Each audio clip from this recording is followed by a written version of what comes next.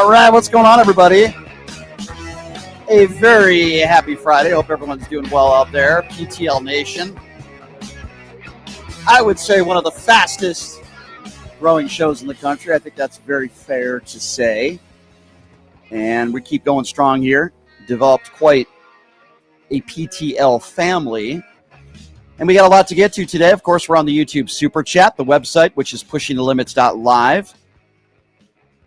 If you want to be a part of the program, we will be taking phone calls a little bit later on in the show. And we have some very special guests that are lined up for you today, coming up here in just a few minutes. My good friend Pete Dominic, former MSNBC contributor and CNN. Very funny comic as well.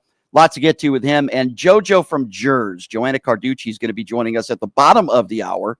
I haven't spoken with her in a little while, so it'll be a lot of fun to catch up with her. Nicole Mitchell joining us in hour number 2. I want to start with this before we get to our guest, because I think this is so despicable. And I was reading up a little bit about this morning. Did you hear about this conservative group called the Fearless Debate Tour?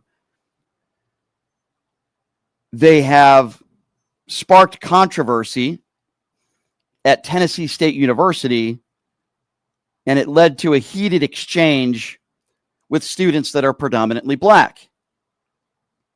Well, chaos erupted at the university. The group was wearing their Make America Great Again hats, knowing that the university was predominantly black. And they showed up on campus and set up a booth with signs that read, DEI should be illegal and deport all illegals now. Let's talk. The only reason why they did it was so they could go viral. And unfortunately, they did.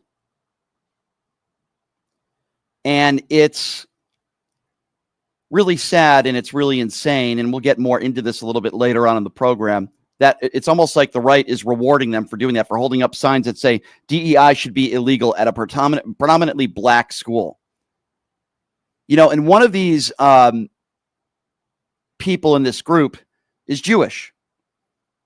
I would like him to come on this show, and I'd like to say, hey, what if I went to a Jewish university and held up a sign that said Hitler was great? I just want civil discourse. Would you be okay with that? Of course not. When you're talking about DEI hires and DEI should be illegal, and you're talking about deporting all immigrants, and you go to a school that's predominantly full of minorities, what are you doing? You don't want civil discourse. What you want is your videos to go viral and do interviews on that boob Sean Hannity show. That's really what you want. So we'll get a little bit more into this a little bit later on in the program, obviously. But joining me right now is a very funny man, a very talented man. You see him all over the networks, a former MSNBC contributor. You've seen him on CNN. You've seen him everywhere. You've even seen him in this studio not that long ago. Of course, I'm talking about my friend Pete Dominic joining us right now on the program. Pete, it is so good to see you, my friend. How are you? I am great. Great to see you too, Brian. Thank you for having me. I wasn't ready. My button wasn't even undone.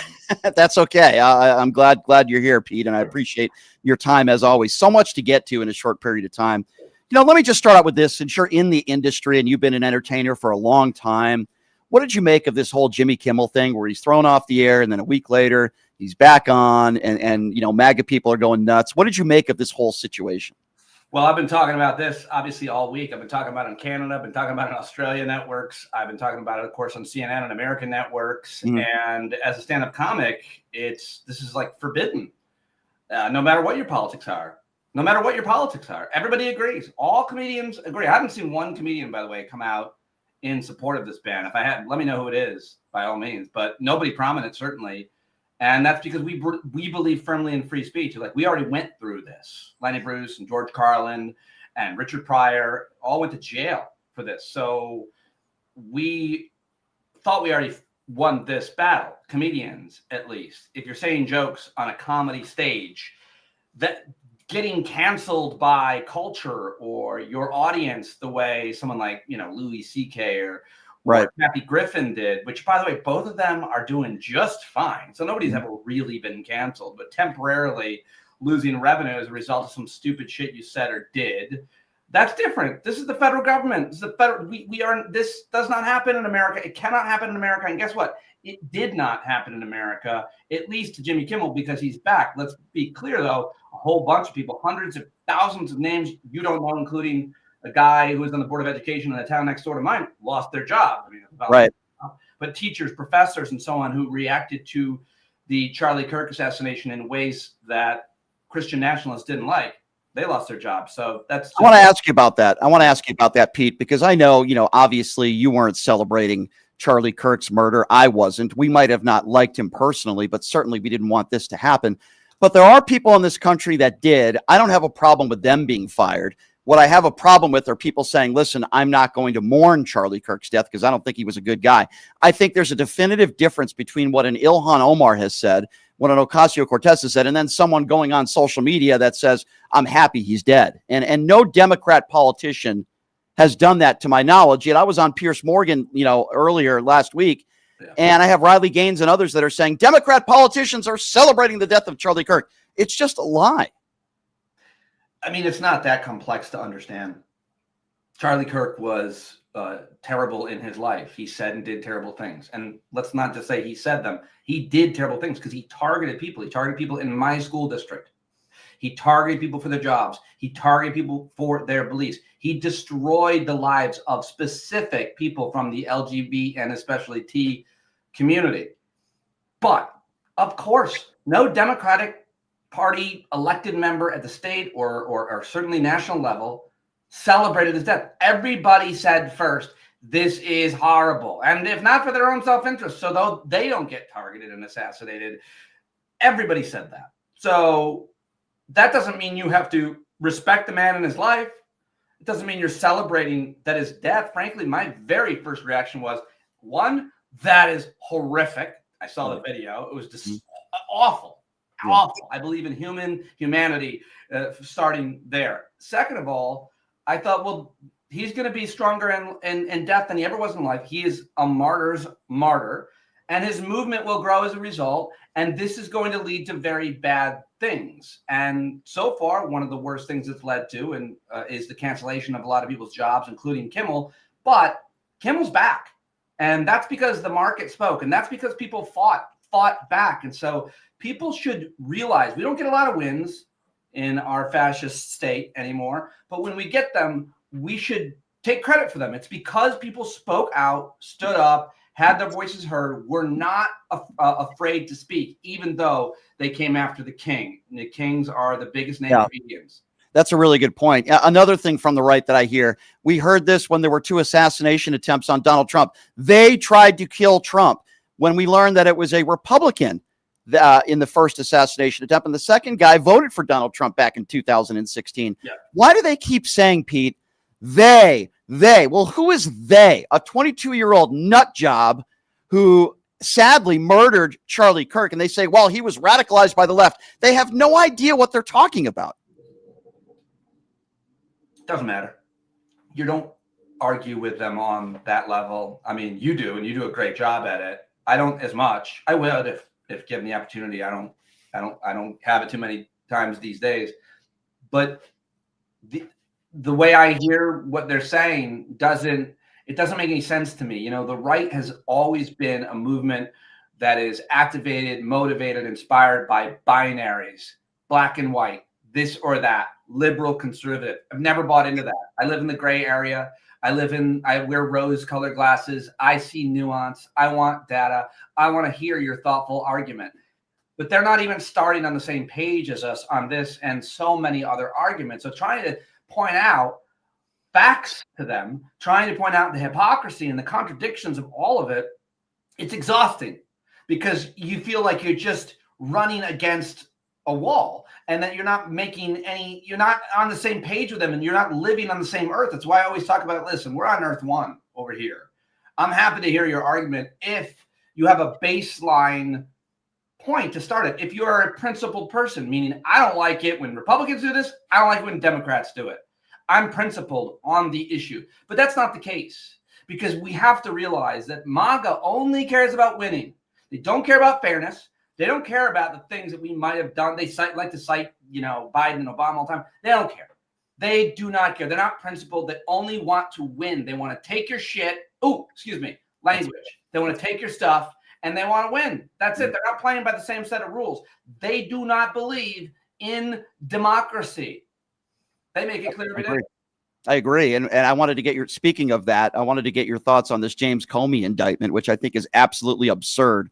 And they have no chance to win this in a courtroom. But what do you make of this? I mean, it was Donald Trump that said, Joe Biden is weaponizing the DOJ when he's literally said it himself that this is exactly what he's doing. Yeah, he's always projected. When he says that people are sick, which he says all the time, he said about James Comey, he's sick. He's sick. It's such a graphic and specific and horribly insulting thing to say about a person when they're not, quote, sick. But it's also as a result of him being an absolutely sociopathic nightmare of a maniac of a person. Nobody loves him. Nobody actually who knows him loves him. His wife does not like him. Nobody likes him. He's the loneliest man in the world. He's the thinnest boy in the world. And he's been calling for James Comey's firing, even though James Comey arguably helped him get elected as a result of James Comey's FBI investigating an actual terrible crime, which did happen. Russian interference in the 2016 election happened in a myriad ways. Of course, there was interference. We have tons of proof of it. Right. Trump has wanted to go after Comey ever since that. His own Attorney General, Bill Barr, said there's no evidence. His prosecutor, this Attorney General, said, there's no case. Guess what? Fired that guy, brought in a woman who's a commercial real estate lawyer, his former personal lawyer, a former beauty contestant who's never tried a case like this, never prosecuted a case. She indicts him on 3 counts. A grand jury, it's very easy to indict a ham sandwich, as we've heard boring legal commentators say over and over.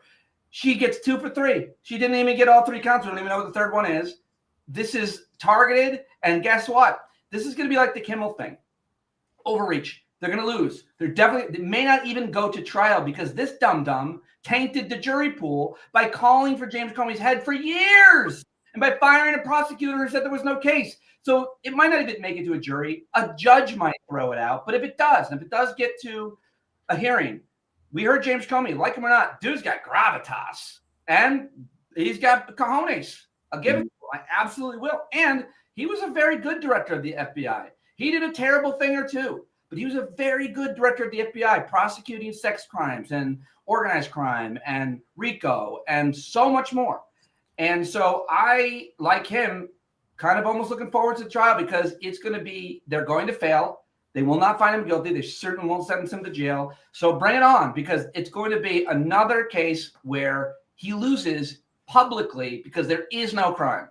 Isn't it interesting, Pete, that all the people on the far right seem to be saying that this guy was anti-Trump and he was trying to take Trump down, when a lot of people say he's the reason or one of the main reasons why Hillary Clinton lost the election? If you recall, 11 days before the election night, he reopened the case investigating Hillary Clinton. That doesn't sound to me like somebody that is anti-Donald Trump. No. I mean, he is anti-Donald Trump, though. Make no mistake, James Comey is anti-Donald Trump because he's the director of the FBI, and Donald Trump came for him, his job, came for his daughter, fired her. I mean, this family is anti-Donald Trump, but they should be because they're on the right side of the law. They're on the right side of the law. He is a criminal, and they are former prosecutors, former police officers, former top cop in the country, the head of the FBI. And he was well respected at the FBI for getting bad guys, for keeping Americans safe. I don't want to sit here and tout James Comey, but those are true things that he did. Right. And he's a lot better of a man, has way more character than Donald Trump or anybody with the last name Trump ever has for even a day of their life. Mm-hmm. Does he hate Donald Trump? I'm sure he does. But shouldn't he? Shouldn't we all? He's a psycho. He's a criminal. And he's prosecuting James Comey for a crime he didn't commit. Speaking of criminals and psycho, let's talk a little bit about Jeffrey Epstein. I found it pretty interesting last week when Kash Patel is asked 7 or 8 times by Eric Swalwell, did you tell Pam Bondi that Donald Trump is in the Epstein files? He refuses to answer the question 7 or 8 times because we know what the answer is. Of course, the answer is yes. Donald Trump wants this story to go away. I'm wondering where all of his MAGA supporters are that have been talking about the Epstein files for years. And now all of a sudden, Donald Trump is calling them all stupid for even mentioning it. Yes, he's like Moses. He led them through the desert and to the promised land, except right when they got to the promised land, he's like, nah, you can't have it. I was just using it to get you guys all to come here and support me. And I was never gonna release those files because I'm all up in them. You're not going to see them. Now just be quiet. Just forget it. Forget it, guys. This Epstein thing. These guys are crazy with Epstein. It's a Democrat. It's a Democrat hoax. And now we know that he's in there. Today we got more of them. But my concern is, let's say there's videos and pictures of Donald Trump with young women. The worst ideas you could imagine in your mind. And it's not too hard to imagine because he's always been into young women. Donald Trump, just like his friend who he had a wonderful secret with, Jeffrey Epstein. And the question is, do Trump supporters see those images and say they're AI? Do they see them and dismiss them like all of the rest of his crimes? Do they see them and be upset by them, but realize there are no consequences? Where are the consequences? Unless there could be impeachment? Well, we can't do that unless we win the midterm elections, which are probably going to be rigged. So the consequences may never come for this man. And they certainly may never come as a result of what we find out in Epstein files. I'm one who happens to believe, and I'm usually optimistic, but in this case, I'm pretty cynical that no matter what we find out about Donald Trump, if we find out anything ever, there aren't going to be consequences. I do think the Republican brand is damaged. I do think the momentum of the release the Epstein files people is lost, and they have to find something new, which they will, but it takes a while to build that stupid conspiracy up as well. But those are my thoughts. My favorite thing is the artists who put the statue of Trump and Epstein outside on the Washington Mall, skipping and holding hands. That was the best thing I saw all week. It was the best news story all week. It was a wonderful joke. And it goes back to what we were talking about with Kimmel. Satire is important. Poking fun, ridiculing, mocking the powerful is such an important part of being free, of being a free country. Artists and what we represent and how we use our art and our performance to create protest is important. You don't have to do it, by the way. You can be an artist and be, you don't have to make a difference in the world and speak truth to power. But many of us do. And many of us, all of us, cherish the opportunity and the right to do that, unlike comedians in Russia who get pushed out of a window. That's true. Yeah, no, you're 100% right on that. And I wanted to ask you, speaking of which, the comedic aspect of this, Gavin Newsom, for the last month or two, they have been mocking Donald Trump with their tweets, and then the right can't seem to handle it. Oh, this is beneath the governor, when really all they're doing is mimicking how ridiculous the president of the United States is. You couldn't make this stuff up. It's about time that elected Democrats use social media in an effective way. The way that the kind of conservative brain and motivation works versus the more liberal, and I hate to be make it binary myself here, but there's some truth to this, is they get motivated by the hate and the fear that the right-wing leaders and radio, people, all of which and have argued with, that they spread that every day. The caravan is coming. They're replacing us. It's always that stuff. And that resonates with them and motivates them. And they use social media really well to do that. It's about time an elected Democrat or more use social media to communicate to us the way that our brains work, the way that we are motivated, progressive-minded people, which is often through clever humor, satire. That's what Democrats should be doing. One of the things that they should be doing, they should be talking to all the comedians that have podcasts and television shows, etc. And jokes go viral. These things get reshared, and they prove a point. A clever joke is as effective as a well-written op-ed in the New York Times. And we have plenty of opportunity to make them. And the fact that Democrats took kind of so long to get to using these tactics because they wanted to be higher brow and more respectable, I get it. But that horse is well out of the barn, which is why I think Stephen Colbert and Jimmy Kimmel and Jon Stewart should be running for office, because that's the world we live in now. So LFG, if you know what that means. Yeah.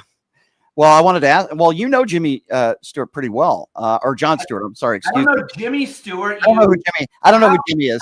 Brian? How do you think I died years ago? Yeah, John, not Jimmy. I don't know where that came from.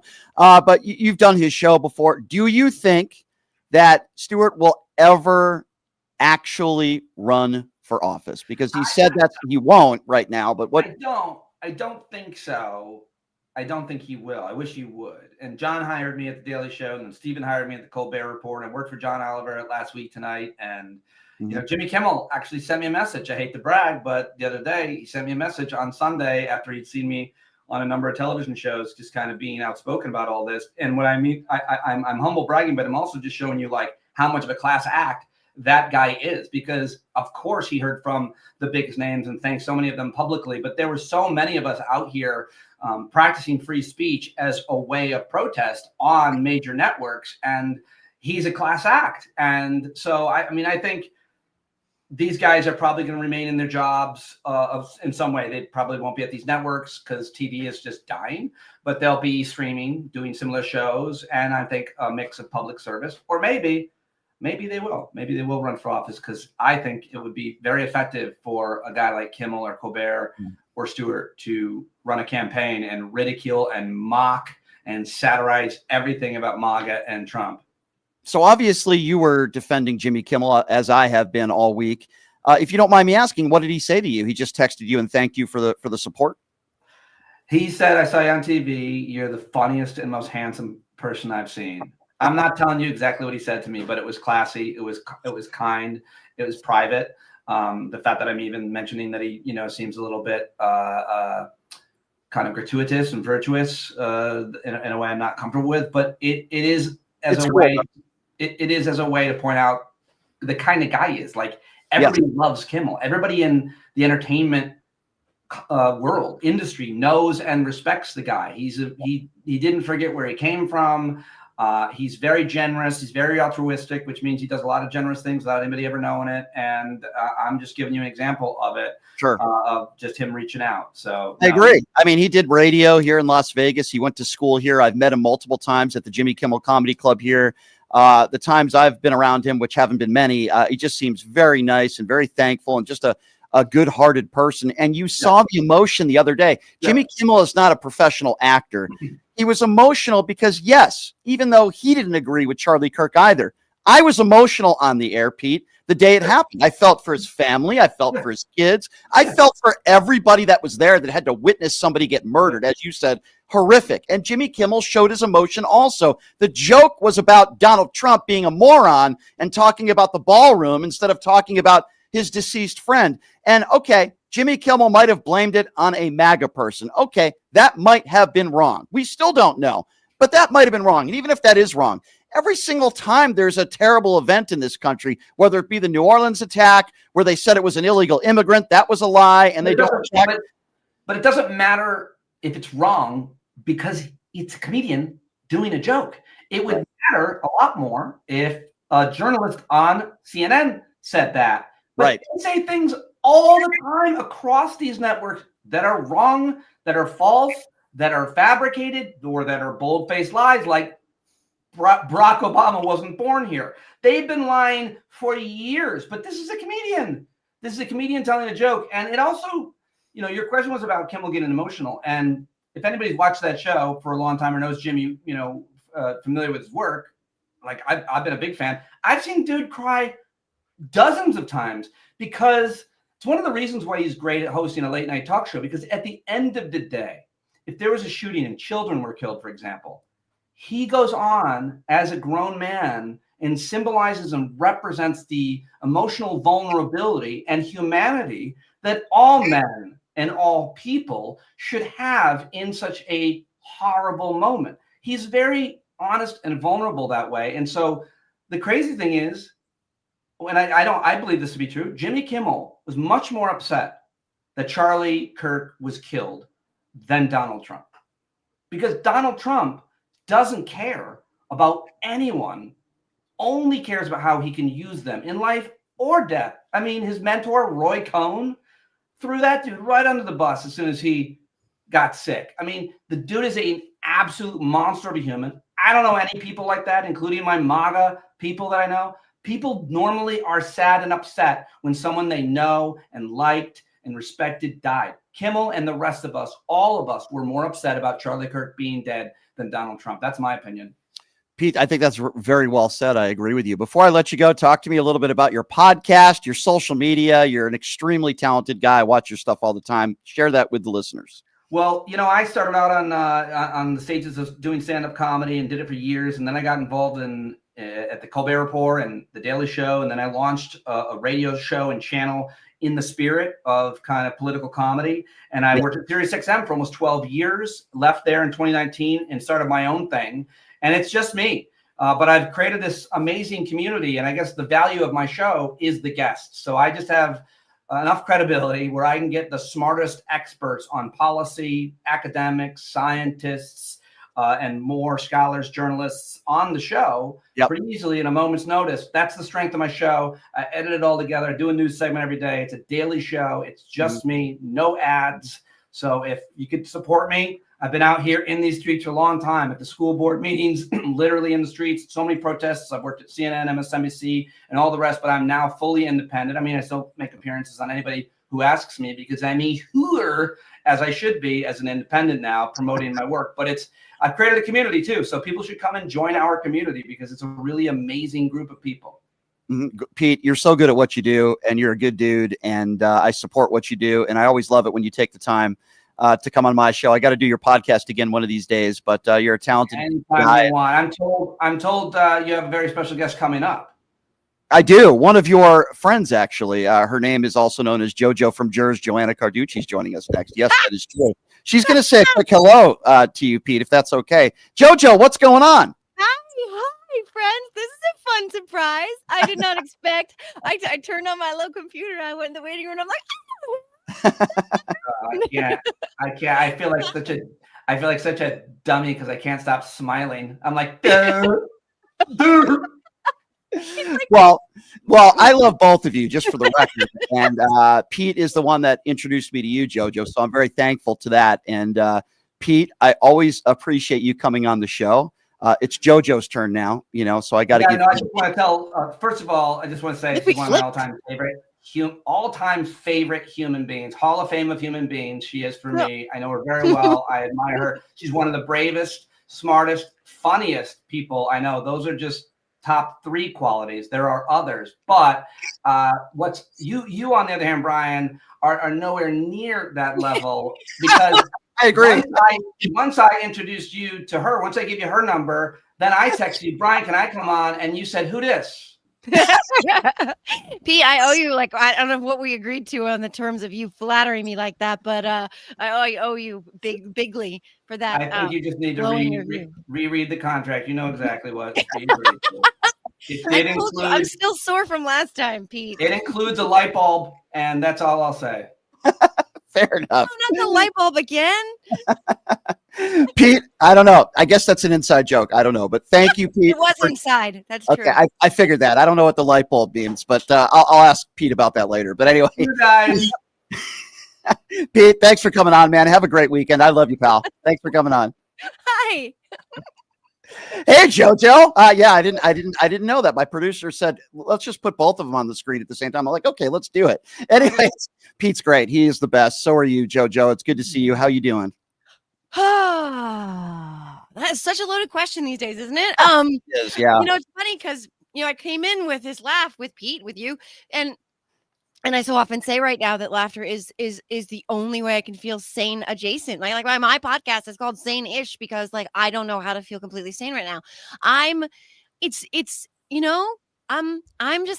just keep swimming, my friend. That's what I'm doing. I just keep swimming. That's what I'm writing my Substack today on the idea of defiance in this moment and not mere resistance, actually, that there's a difference, that we have to go on offense, and defiance is offense. So I'm fired up, but I'm also, tired like the rest of us and scared. You got emotional. I think you were doing a podcast the other day and you were talking about how you received these death threats and you had someone that was stalking you and somebody that was outside your place of residence and you live with kids. And it's like, I felt really sorry for you, but as you know, you're not the only one. There are a lot of people, particularly today on the left, that are getting a lot of death threats, and it's really scary, the times that we are living in today. And the moment that Charlie Kirk was assassinated, I was on the air, obviously horrible, Yeah, I thought about his family. I thought Mm-hmm. about his kids. I thought about everybody that was there. You know what else I thought about? People like you, people like David Pakman, people that do this show all the time. And I thought about all of us. And this is just horrible for America. And it's also horrible for the left because I fear retribution. Yeah. Well, yes to all of that. And just to reiterate again, for everybody, I have disavowed this since the second it happened. And I disavow violence in all its forms, political violence, every form of violence. And I will also say that I don't know anybody who celebrated that brutal murder. I will just say that. But can I just add something to that? yeah. I'm sorry to interrupt you, Jojo, No, but no.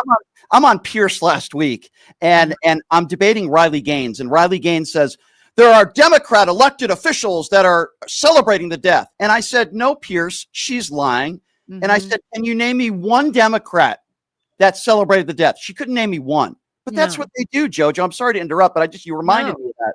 You know, it's so you're right. But see, this is the problem, though, is that they lie about everything all the time, and then it's impossible to refute every single lie that they tell, and no one is expecting them to bring receipts anymore. They just say things ad hominem, and it doesn't matter if they pulled it out of the sky. They'll just say things like Riley was saying something that is verifiably untrue, but it doesn't matter because she's now put the lie out into the universe, and you know how a lie travels around the world before the truth can even get its pants on. That's where we are now. I actually did not go on. They asked me to come on to debate this topic, and I didn't because I felt like it was a setup, and you know I don't want to put myself in any more precarious positions right now, because even when I said immediately, by the way, immediately before we knew he had passed, I said, I hope he's okay. We don't agree on anything, but I hope he's okay.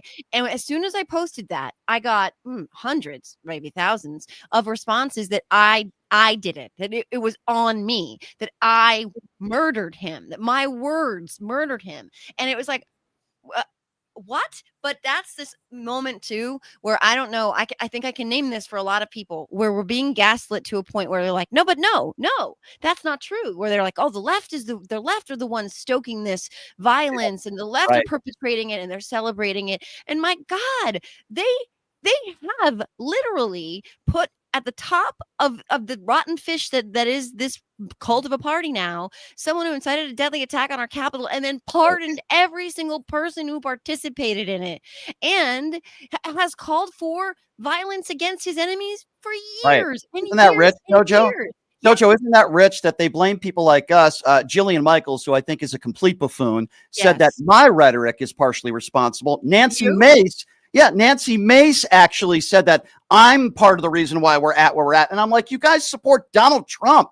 Yeah. Did you hear what happened on January 6th? Because I say I don't think Riley Gaines is a good person because she's a transgrifter, or because I speak truth to power. Somehow I'm inciting violence. I mean, that's the gaslighting. And that it is history may not repeat, but it certainly does rhyme. And all of this is from the playbook we've seen over and over and over again, and how dictators and despots and authoritarians and fascists take control. And one of those ways, one of those techniques, is to make everybody else feel like they're losing their minds. It's like, don't believe your own eyes and ears. You know, 1984, this is what's unfolding right now, to the point where you're like, but that's provably false. That Riley can say that they can make up statistics, that they can say that the violence is coming from the left, that they can whitewash and wash and utterly revise and rewrite the truth of Donald Trump. And we're supposed to just go, oh, okay. Or we have to defy, right? We have to be defiant. We have to say it is hard to keep speaking up, speaking out. They are coming for us. They're trying to make us quiet by fear. They're trying to make us quiet by, getting the public against us, by gaslighting the rest of the public into believing things about us that aren't true. And that can be a very isolating feeling. You feel like you're losing your mind, and then you feel boxed in, and then you feel like you want to withdraw. And we cannot. We all have to stand up and be defiant in this moment, no matter what, especially given what they're saying. Yeah, amen. I certainly agree with you. If you're just joining us, Jojo from Jers, Joanna Karduchi joining us right now on the program. We were just talking about Charlie Kirk. I have to get your thoughts on this James Comey indictment where Donald Trump ran on, Joe Biden's DOJ. They're weaponizing the DOJ against me. And now he says more indictments are coming. and he's just indicted James Comey. What are your thoughts on this? I mean, again, the hypocrisy, the gaslighting, right? It goes to 15 here. That every accusation is a confession. It's always that way with them. And this is all retribution. That's it, plain and simple. And once upon a time, he's had this retributive streak in him, but he had adults in the room, at least people who were adult infused in the room. There were, hints of guardrails to constrain him and his worst impulses. Those are not only gone, they're at the bottom of the ocean with the Titanic. They're gone, to say the least. These are people who embolden his worst impulses. These are people who are like, oh, who says you can't? You're going to follow some flimsy law, some constitution? Like that, you're too big for that. You can do whatever you want. And until you find somebody who will do your bidding, you just keep getting rid of people. This was his appointee in the District of Virginia, who said, there's no there. If you follow the letter of the law, there's no charges there. And he said, well, then you have to go, until he found someone. And of course, he found someone in that, legal Barbie, I don't know what her name is, who was in pageants with Charlie Kirk's wife, by the way, which is just, there's a lot of odd overlap there. But it's terrifying. And we all know that it doesn't stop with James Comey, because the other day I had Miles Taylor on, and Miles Taylor, on the day that the news broke that there was an indictment likely for Comey, I talked to Miles, which was just serendipitous timing. And he knew in that moment, when he was one of the first names Trump said he was going to come after with an investigation way back in the beginning of this season of this nightmare. He's like, it's not going to end with me and Chris Krebs. And of course, it's not going to end with Jimmy Kimmel. It's not going to end with James Comey. There will be more retribution, because he's getting away with it, because people are complying. And when a bully bullies you, if you don't stand up immediately and say to that bully, not me, not today, it's going to come back. He's going to come back for more. He's always going to come back for more. If you run away crying and screaming, he's just going to find somebody else to bully. And Donald Trump is a bully at the end of the day. And we all need to stand up to him. We all need to be defiant. Two-part question I want to ask you. The first one is, have you ever seen anything as disgusting as the comments that Stephen Miller and Donald Trump made literally at Charlie Kirk's, well, I'm not going to call it funeral, but whatever people want to call it is fine. That's number one. And number two, do you feel like Stephen Miller's really calling the shots here with almost everything? Take that's the second half first, because Donald Trump doesn't care about policy. Donald Trump doesn't have a center. He doesn't have any principle. There's no guiding, self there. He wants retribution. He wants revenge. He wants power. He wants money. He wants his butt kissed. He wants, to be the most important person in the world. He wants everybody to bow and kneel. That's really all he wants. He wants all the toys. Stephen Miller, on the other hand, is insidious. Stephen Miller has an agenda. Stephen Miller has been this person probably since he spawned from whatever fetid, toxic waste pool that was gathering in a meat packaging plant parking lot, and mixed with some other chemical to spawn him. Like, he's been this Stephen Miller for all this time. This is deeply important to him, right? And so I would say on immigration, when it comes to ICE and when it comes to all of that, is 1000% Stephen Miller. The America First, most of Trump's rhetoric, most of his speeches, Stephen Miller. Trump's speech at Charlie Kirk's service, I don't even know what to call it, because there were pyrotechnics and grifting and ads. It's very strange, but that was all Stephen Miller. And Donald Trump doesn't care. He doesn't actually care about any of these. He's probably genuinely racist. He's definitely genuinely a sexual abuser. He's definitely genuinely xenophobic and sexist. But outside of that, I don't think he really cares. So, but to that spectacle that people were afraid to say anything honest about for a hot minute there, because people had been shamed into holding two truths at once, that Charlie Kirk was a terrible person and that he shouldn't have been murdered.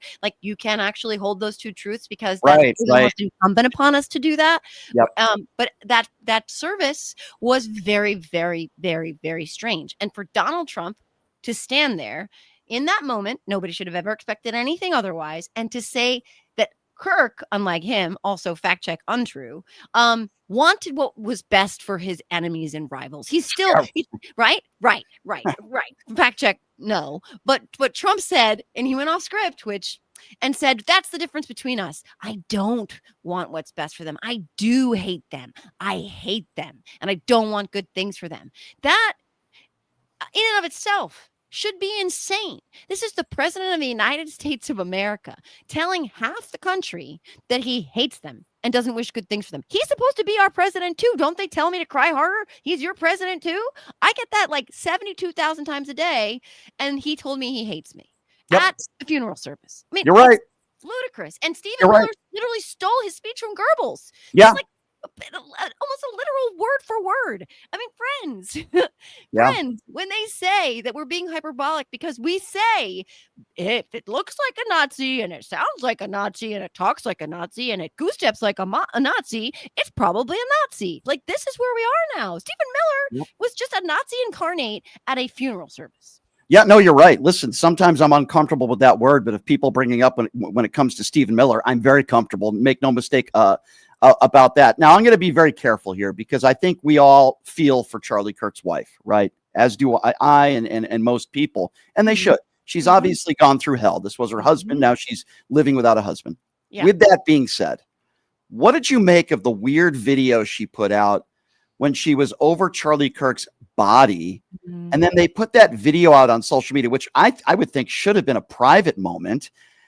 And then she's asking for money. And the reason why I've used the term grifting is because I know people that have gotten text messages from Turning Point with with her words, asking people for money. Let me make this very clear. This isn't somebody who can't afford to bury her husband. Okay. That would be understandable, more than understandable. This is someone that's worth over $10 million. Yeah. And I found that to be so disgusting and reprehensible. But that being said, I certainly feel for her and her children. But I used the term grifting and I took slack for that. Well, what else would you call it then, Jojo?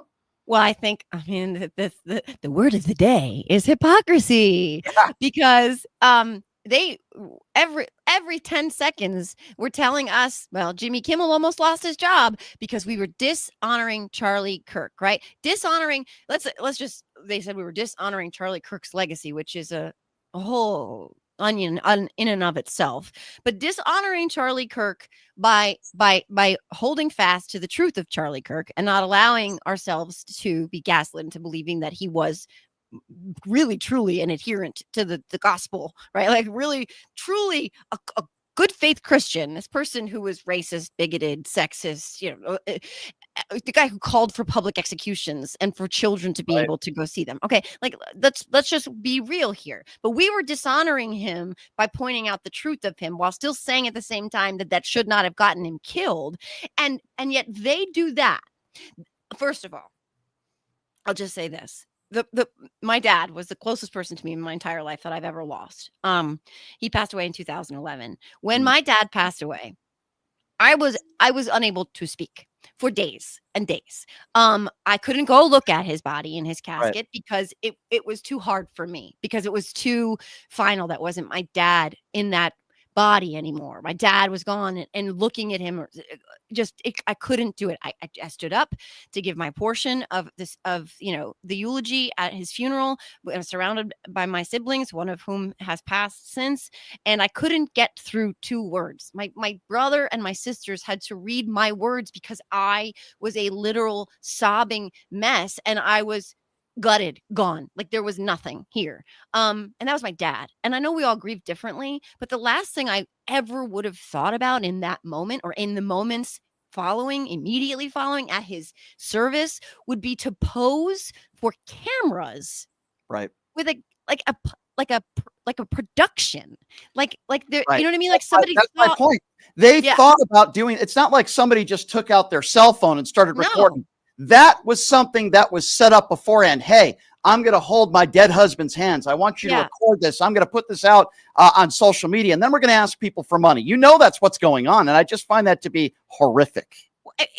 If that's not a disservice to his legacy, I don't know what is. And like, again, I saw something about somebody who is a marketing specialist broke down Erica's video, her first video with the podium, in his office by his chair, and it was very, very interesting because she was explaining, that none of it was by accident. But I don't know if you caught it, but on the shelf in that room was a Time magazine with Donald Trump on the cover, and there were all these subliminal messages. The podium itself was a subliminal message that, like, it was this woman who said that my place is in the kitchen and my place is in the bedroom and my place is just with my children, rearing them, already establishing she's now in power.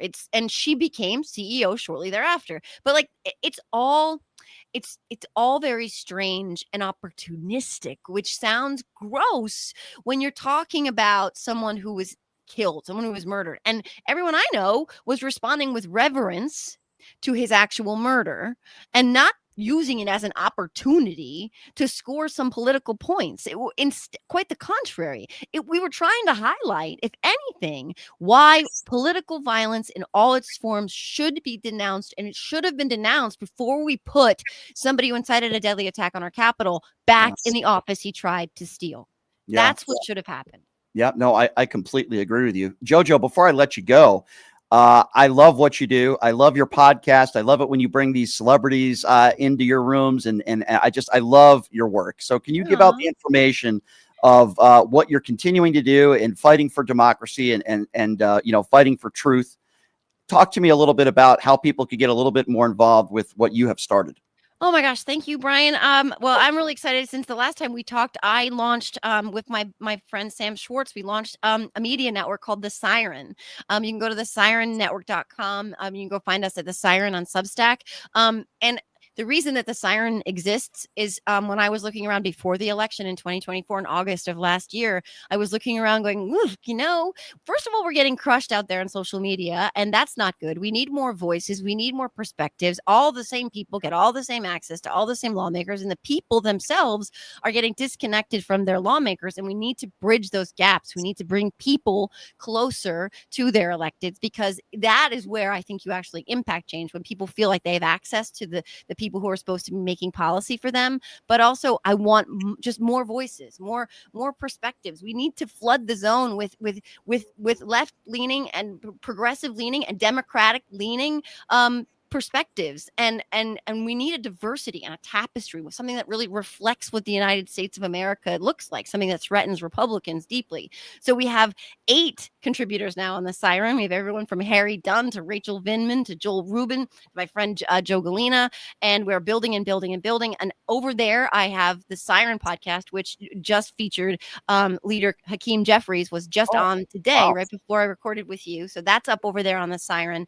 And then, of course, I have my own personal Substack, where today I'm going to be writing in conjunction with that interview about this idea of defiance, because Miles Taylor put this thought in my head when he said, in my darkest hour, and he is really scared for his life and for his wife and for their 1-year-old child. In his darkest hour, he wraps himself around that word and what that word means. And right now, that word means having conversations like these. As you know, there are little things and big things. Conversations are an act of defiance when you have a tyrant that is trying to silence you. So thank you for what you do. And for everybody watching, thank you for watching, because that's an act of defiance. Supporting new media, supporting content creators, supporting people like Brian, supporting people like Pete, supporting people like me and people on The Siren. That is an act of defiance in this moment. Just look at Jimmy Kimmel. Just look at what we're able to do. Okay. And use that as your lodestar. Use that as your beacon of hope and promise, and that we are the ones we were waiting for. We, the people, we are stronger than the people in power. Yeah, well said, and I appreciate those kind comments. Please keep up the great work, Jojo. I love you. I love what you do, and hopefully have a good weekend, you and your family, and we will talk soon. And thank you so much for your time. I really appreciate it. Thank you. It's good to see you as always, and I didn't swear this time. Woo! Thank you for that. Although I kind of like it when you swear, just not on the radio. Anyway, Jojo, I love you, man. You're the best. Have a good weekend, okay? Bye, you too.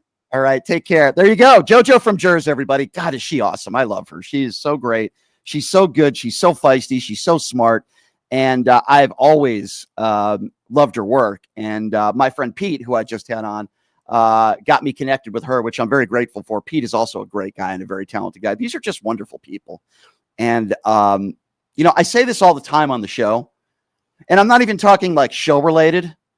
I'm just speaking like in general terms. And I say this every day. I am very lucky, the people that are in my life. I have some great friends and some great people. And Joanna is one of them. Pete is also one of them. Two very talented people, but more importantly, two very good-hearted people and great human beings. Even in the private conversations I've had with them, they are just wonderful people. So I appreciate them both very much. And it's an honor to have them on the show. It truly is. So here's what we're going to do. We are going to take a quick break. And when we come back, we have some audio we are going to play for you. And then we will get to the phone calls. You're not going to believe what a Fox News anchor this morning said about Donald Trump. Or maybe you will. I don't know. But we're going to play it for you. What Trump had to say about transgenders today and Democrats within the same sentence will make some of you even maybe blow your mind, even though it was Donald Trump that said it. And we also have some audio for you that I would like to play in regards to Comey being indicted and what Donald Trump's statement is to that. It really is mind-blowing. We'll take a quick break. Your phone calls on the other side as well, 702-221-7283. Be back in 90 seconds. It's Pushing the Limits.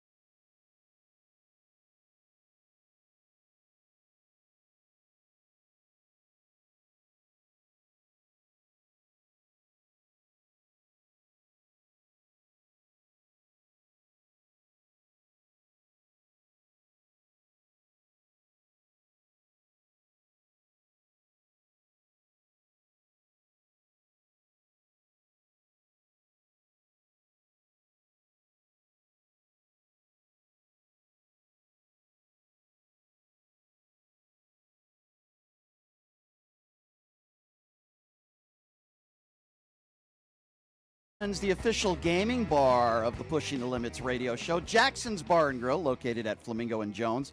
So this Tuesday, they're going to be giving out some very expensive watches. The more you play, the more you get into this electric drum, for lack of a better term, and have a chance to win one of these beautiful watches. Check them out at Jackson's to get a little bit more information on their promotions. But, boy, they've got some great promotions there, and also, might I add, some great food. And just great staff and bartenders. It's a cool local spot. Check them out. Jackson's Bar and Grill, located at Flamingo and Jones.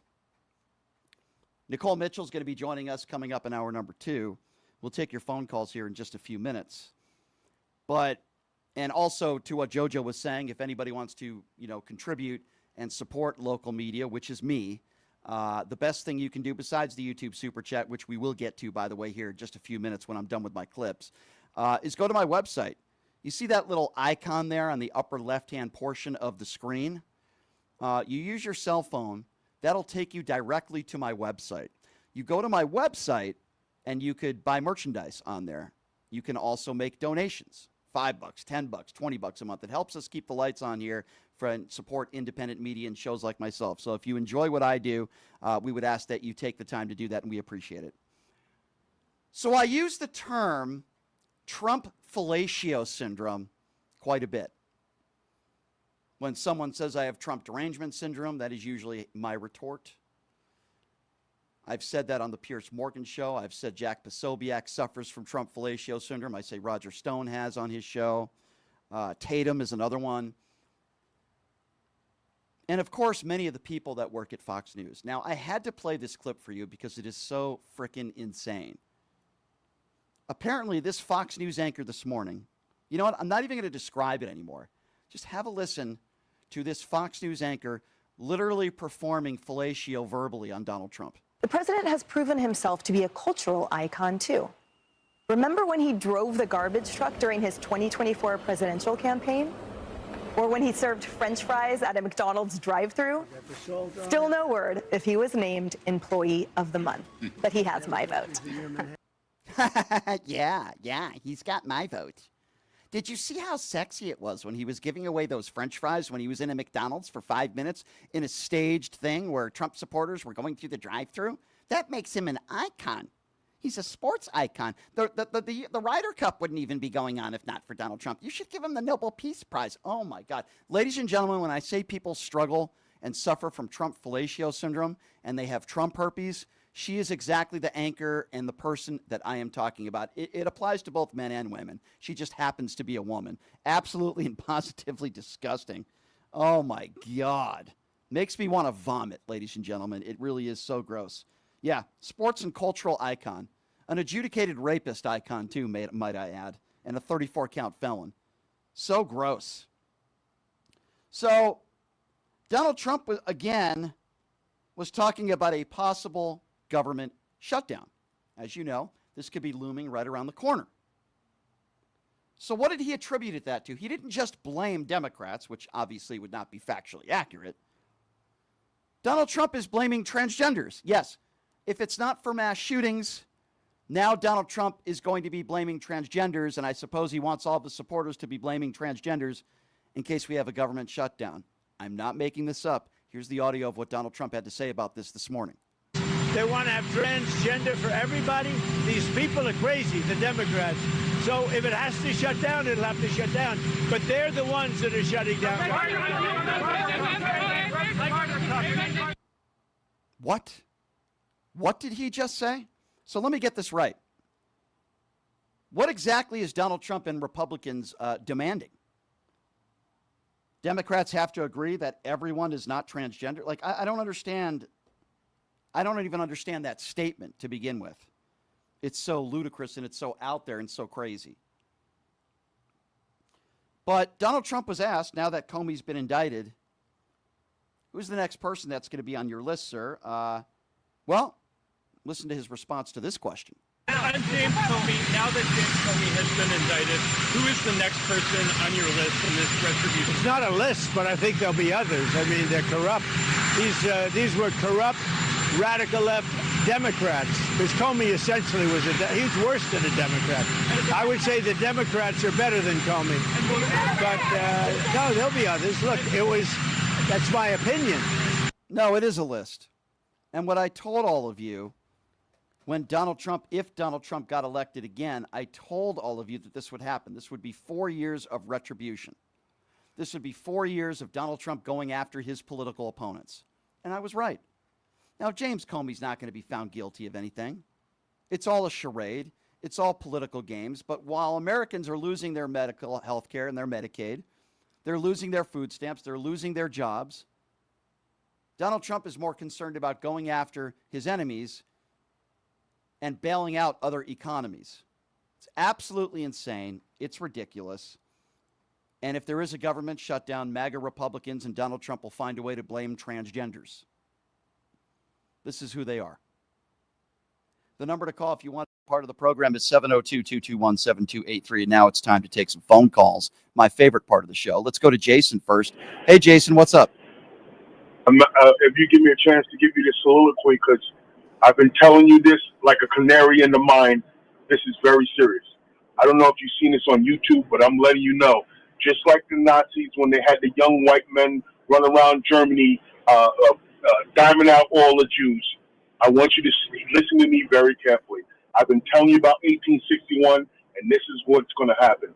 Donald Trump just said, not yesterday while he had, I don't know who the leader had he was sitting with in the White House, but he said that Democrats or liberals better relax because the right left wing is weaker than the right wing, and they better watch out. And so I'm just letting you know, because I'm sure you've seen this on YouTube, that Charlie Kirk's organization, because if you remember when he got assassinated, it was coming out of HBCUs, even though we had nothing to do with it. Well, guess what? His minions are starting to roll, and they already started at Virginia Tech State University, where they came, sat down, wrote DEI and Tennessee illegal State. aliens. Yeah, Tennessee State. Yep. Yeah, so I'm letting you know the only reason why they got taken off is because they didn't have enough security and they didn't get proper authorization. I want to get those idiots on this show. Hold on, but let me let you know that's their next big goal. They're going to get authorization, and they're going to go to every HBCU. And remember, a lie is greater than the truth because it spreads out faster. And so when they had the video and all those kids, they didn't attack them or nothing. They said it was a riot. They said he got the stuff stolen. They said all the things and all the lies. And MAGA will eat it up. So I'm letting you know what the whole intention is. Oh, I know. Donald Trump wants to rile up MAGA, and then they're going to go to colleges to rile up the kids because all he wants is a martial law. That's what he's looking for. And then that's what they want, Jason. Jason, let me ask you this, because this is my opinion, and I want to get your thoughts on this. When these idiots from the Fearless Debate Tour, that's what they call themselves, went to Tennessee State University, what they were hoping for is that, in my opinion, is that black people committed crimes and they wanted to portray them as animals. When in fact, it was the opposite. They were using their freedom of speech as well, telling them to get the hell out of there. They didn't also have a permit. They were supposed to have a permit. And when you go into a predominantly black university and you hold up a sign that says DEI should be illegal, that's what they wanted. They wanted to go viral and they wanted to portray black people as animals. Do you agree? I agree, but there's something even more sinister. They also wanted to be attacked so they can run out of troops. That's what, and they're already asking for money for this situation. Of course, they wanted to get viral likes, but they're also trying to raise money and they want to be attacked so they can run all the troops of young MAGA white boys that are sticking ahead and joining their organization. That's what they want. They want. I can't believe I'm saying this. I can't believe I'm saying this, but even Charlie Kirk wasn't that bad. I don't think Charlie Kirk wanted violence at his rallies, but I certainly think that's what they want. Well, that's what they want. That from the Fearless Debate Tour, Jason, I don't disagree with you one bit. I have already emailed one of those cowards to come on this show. They call themselves Fearless. Guess what? I'm not an 18 or 19-year-old ill-informed liberal. You want to come on this show? You want to have a debate with me? You think DEI should be illegal? Then I guess Robert F. Kennedy Jr. shouldn't be in the Trump administration. I guess Tulsi Gabbard shouldn't be in the Trump administration. I guess Kash Patel shouldn't be in the Trump administration. You want to talk about people that are unqualified because of their race or because of their party or because of wearing the Donald Trump knee pads 24/7 like Pam Bondi does? You guys want to talk about DEI hires? I could name you almost everybody in the Donald Trump administration that does not have the qualifications to be there, including the guy who's called the president of the United States. So if you really want to talk about DEI hires, I'm happy to do that with you Trump MAGA scumbags out there that are racist, that incite violence. 702-221-7283 is the number to call. Let's go to Larry. Larry's next on PTL. What's up, Larry? Wow, that was pretty harsh. I am actually one of those MAGA scumbags, and I'm here to talk to you. I don't know if you're a scumbag or not. I call people. I call people right, but who was I referring to? MAGA people. No, wrong. See, this is the problem with people like you. You don't listen. Never did I say that everybody that supports Donald Trump is a scumbag. What was I just talking about? Are you not capable of listening? What was I just saying? Let's have a tutorial on how to listen, sir. What was I just talking about? On. Okay, good. What was I just talking about? HSBCUs. Who were the people that I was calling scumbags? The people who were protesting. Were you protesting? No, they weren't protesting, by the way. They went to Tennessee State University with DEI should be illegal signs and deport all illegals on the university because they wanted to cause chaos and they wanted violence. That's why I called them scumbags. So you think that's a good thing. Tell me why you think it's good to go to a black university, especially with how high the temperature is politically right now, to go to a black university wearing your MAGA hat, holding up a sign that says DEI should be illegal. Tell me why you think that's a good thing. Well, let's talk about the temperature being high. Charlie Kirk was one who got shot by the left, not the other way around. So let's get that straight. Charlie Kirk got shot by the left? Where are you getting that from? Excuse me. He was only getting the violence. And he's the left? Where are you getting that information from, sir? By the way, you are a scumbag, but that's beside the point. You are a scumbag, but that's okay. We'll continue the conversation. How do you know the left did this? No, please help me with that Tucker Carlson laugh of yours. Why do you say the left did this to Charlie Kirk? Answer my question. I know you think this is funny when somebody gets murdered, but why would you say? Timmy, okay, good. So answer my. Hey, so dummy, then answer my question. You said the left killed Charlie Kirk. Where do you get that information from? Look at all the rhetoric, all the build up for the stuff against conservatives. What rhetoric? What rhetoric? How would you? Yeah, tell me. Let's hear it. Oh, you know it. No, I don't. I'm asking you, dummy. Tell me. Okay, let's get back to the black. No. You just said that the left killed Charlie Kirk, you dumbass. So why don't you answer my question? You just say things and you're stupid and you don't know how to answer a question. Charlie Kirk was a racist. He was a misogynist pig. He was a scumbag just like you. I didn't want that to happen to him. I feel for his family and friends, but you are a moron. You were probably a Turning Point USA big Charlie Kirk fan. You're a Donald Trump fan and you're an idiot. You're not capable of having a legitimate conversation. I try to have it with you. And then in your first sentence, you say the left killed Charlie Kirk, which make you an imbecile. So did the right try to kill Donald Trump? Because a Republican tried to kill Donald Trump in that first assassination attempt. You would say no. The right didn't try to kill Donald Trump, but that's how stupid you sound when you say the left tried to kill Charlie Kirk. I guess what I'm trying to ask you, sir, is do you realize how ignorant you are? That's what I'm trying to say. Look, the left, no, don't look me. The left didn't try to kill Charlie Kirk, you clown. So stop saying that. It was one deranged 22-year-old idiot who decided to execute Charlie Kirk, which obviously I don't condone. Don't you blame this on the left, you scumbag. Do you remember January 6th? Do you blame Antifa on the left for January 6th? I'm sure you were calling into radio stations blaming the right for January 6th, right? Blaming Donald Trump's rhetoric. No, of course you weren't, because you're a scumbag. Can I talk now? You can only talk if I let you talk, okay, scumbag? If you're going to call into this show and you're going to condone MAGA morons going to a predominantly black university holding up signs that say DEI should be illegal, then you're probably a racist Klansman. Go ahead, talk, Grand Wizard. Go ahead, Grand Wizard, talk. So what happened is they went there and they brought diversity to the campus. They need diversity. Okay, you need a college education. You need to be educated. I bet you are. I bet you're just as educated as Charlie Kirk was. I'm sure you went to community college. I was more. Actually more educated. I bet you. Yeah, that's not saying much. What time is your Klan rally tonight, sir? You're not a serious person. I'll tell you what. Next time you call into this show, why don't you try saying something semi-intelligent? You're an idiot and you're a waste of my time. Let's go to Democrat MAGA, who's next up on PTL. Hello, Democrat MAGA. Brian, please have all your listeners stop what they're doing. Your number one caller voted by PTL Nation is calling in to bring fire. First of all, Trump's tariffs, and you've told me over and over we're going to go into a major recession. The economy's up 3.8%, April through June. How was that jobs? In 2 years. How was that jobs report? That's part of it. I'm talking about the economy. I'm asking you a question. How was that jobs report that just came out? So are we in a recession or not? Answer my question. No. How was that jobs report that just came out? Why won't you answer the question? Okay, it's slightly down. No. You're not going to get a chance to talk not answering the question. It's not slightly down. It's the worst jobs report we've had in years. It's not slightly down, sir. You're wrong. It is the worst jobs report we've had before Joe Biden took office. So don't you give me this nonsense that it's slightly down.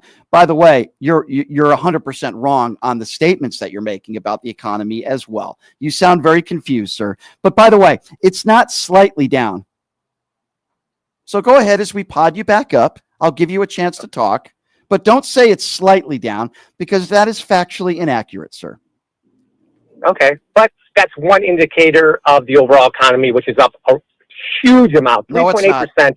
No, it's not up. No, it's not. It's not up huge amounts. You're wrong about that as well. You're very ill-informed. But go ahead, sir. And by the way, you're not. No, it's today. No, it's not. April through June report. It's not been revised. Okay, yeah, I know. I'm sure you think that the numbers, the jobs reports, needs to be revised as well. I'm sure every number that comes out, you think needs to be revised, and I'm sure you're okay with Donald Trump firing the people who put these reports out that are, by the way, very accurate. But go ahead, sir. Let's move on. My second question to you: what do you think is more important? Would you say to get a job merit-based or DEI? If you had to have one or the other, what one should go? I think that a lot of the members of Donald Trump's administration should have been hired on merit. Yes, I absolutely agree. I'm sure you would agree with me. Do you think Robert F. Kennedy Jr. was a merit-based hire? Do you think Tulsi Gabbard was a merit-based hire? Do you think Kash Patel was a merit-based hire? Go ahead. Why don't you answer those questions? Answer the question. Do you think Kash Patel was merit-based? Yes or no? Probably not, but do you think? Probably not. Do you think Kamala Harris is not Kamala Harris is not the president? We're talking about Donald Trump. You just admitted to me that Kash Patel was not a merit-based hire. So by that standard, Kash Patel is a DEI hire. I'm glad we agree on that. What about Robert F. Kennedy Jr.? Do you think Robert F. Kennedy Jr. has the credentials to be in that position, or was that a DEI hire as well? Was that merit-based, sir? Well, let me get mine. What about? No. You're going to answer my question. You're going to answer my question, and then I will answer yours. But we're going to go with the people that are actually in office right now. Kamala Harris is not in office, but I will answer your question. No, Kamala Harris was not a DEI hire. Kamala Harris was somebody that was voted twice to be the attorney general and was an elected senator. Those are some pretty damn good credentials with a college degree, a well-educated woman. So the answer is no, Mr. Klansman. Kamala Harris was not a... No, answer mine. Answer mine. Shut up and answer mine. I just answered your question. Shut up. I can say the same Shut up thing. and answer. Shut up and answer mine. Is Robert F. Kennedy Jr. a DEI hire, or did Robert F. Kennedy Jr. have the credentials merit-based to be in that position? Yes or no? Just like Harris, he has a college degree, yes. Yep, but I named a few more important things with Kamala Harris. If you notice, sir, get the MAGA wax out of your ears. I didn't just say she had a college degree. She also, you did, no. Yeah, I did. That was one of the things I said, sir. Pay attention and follow along, okay? I have to speak to idiots like you like you're a kindergartner. I said that she was duly elected twice as Attorney General, twice, not once, twice, and an elected senator, okay? Give me the credentials medically. Give me one credential. Hold on, listen. Give me one medical credential, just one, that Robert F. Kennedy Jr. has. One. Give me one, please. Go. Are you a DEI caller? Go. So no more DEI talk. You're the one who used the term merit-based, you clown, and answer my question. Name me one medical credential that Robert F. Kennedy Jr. has. I've now asked that question 3 times. I answered your stupid Kamala Harris question. Now answer mine, dummy. Name me one medical. Don't answer a question with a question. Name me one medical credential that Robert F. Kennedy Jr. has. I'm now asking you for a 4th time. It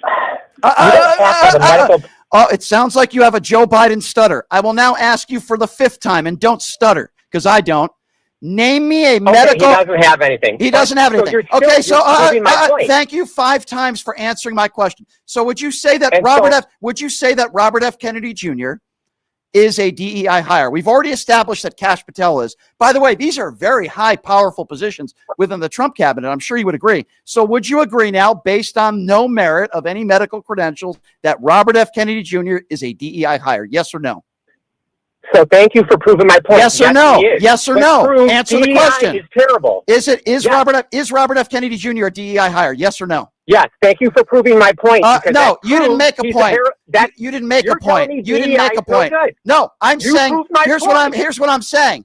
You idiots out there use the term DEI to attack black people because it's your version of the N-word. What I just proved is my point, which is idiots like you will never complain about Donald Trump and members of his administration that he hired, but you want to go back to the black lady, Kamala Harris, and call her a DEI hire, which, by the way, she wasn't. I named her credentials. You couldn't name any credentials. Well, Brian, you just said those 3 are DEI hires. I agree. Then why do you bring up Kamala Harris? because I don't see it as white or black. I see it as anyone that. Why is Kamala Harris a DEI hire? Why was Kamala Harris a DEI hire? Tell me why. Because Joe Biden said he's going to hire the best black person for the position. Just because she was black doesn't mean she didn't have the merit or credentials to be there. Tell me why she didn't have the credentials. Tell me.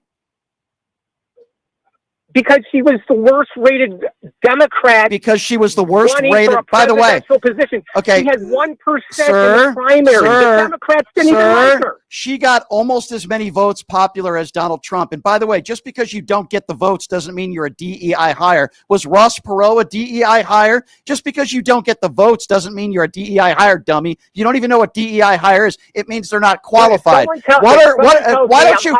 was Donald Trump's qualifications first time around when he ran for president? Well, you say I'm hiring someone because of their color, they have to be this color. What was Donald Trump's qualifications to be the leader of the free world? Ryan, yes or no? Answer my question first. You answer no. Did he say because of color? Goodbye. You're a racist. Get off my show. You frickin' turd, you. What were Donald Trump's credentials?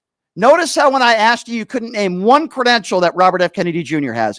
You couldn't name one credential that Kash Patel has. But the first thing you bring up is a black lady. And you mean to tell me this has nothing to do with race? You are a racist. You are a bigot. That is why you are a Donald Trump supporter.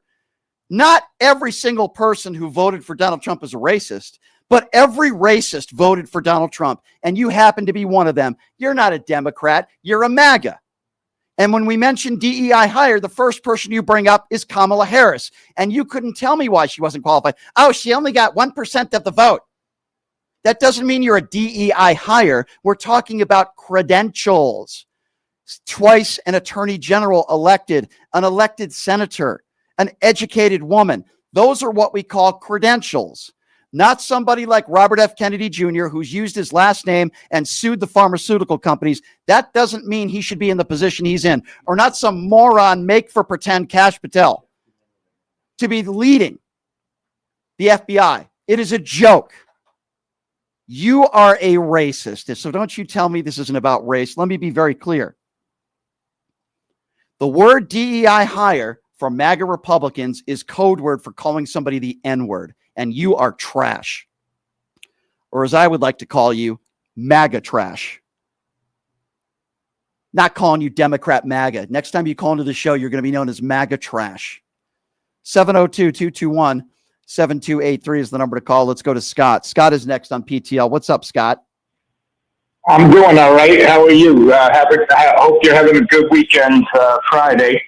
My thing is, you will.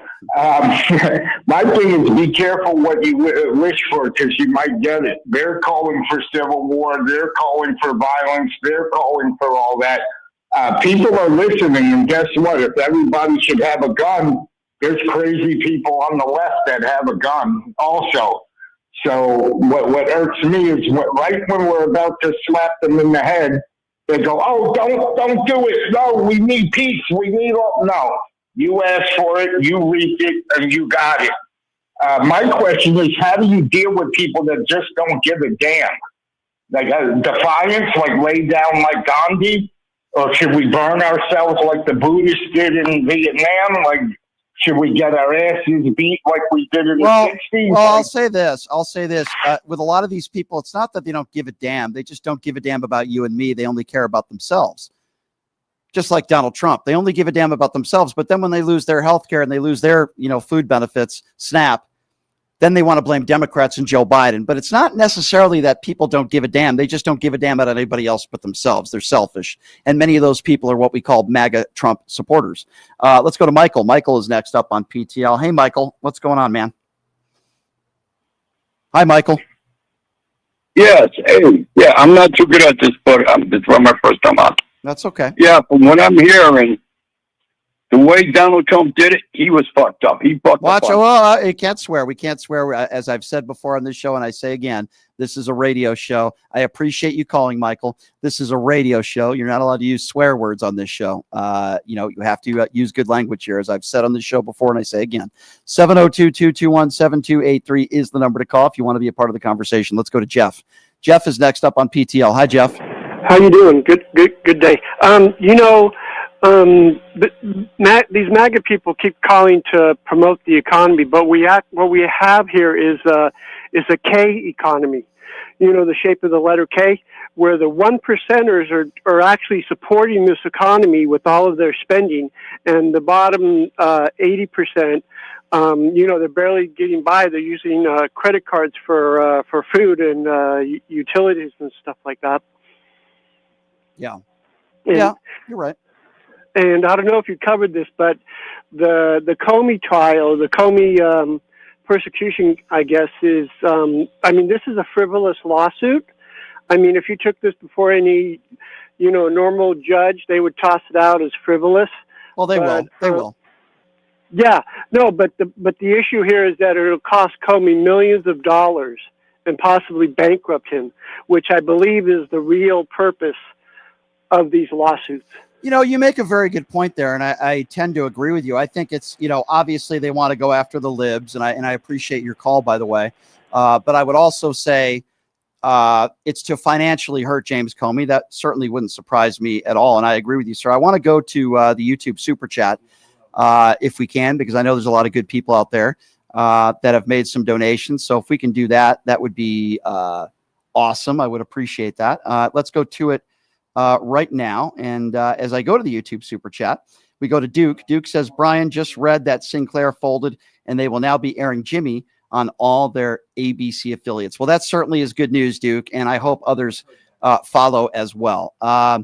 Amelia's World says, there are days I want to talk on my Snoopy and Woodstock phone. Instead, I listen to George Carlin and you so I can get a good laugh. Congrats. Well, thank you, Amelia. I really appreciate that.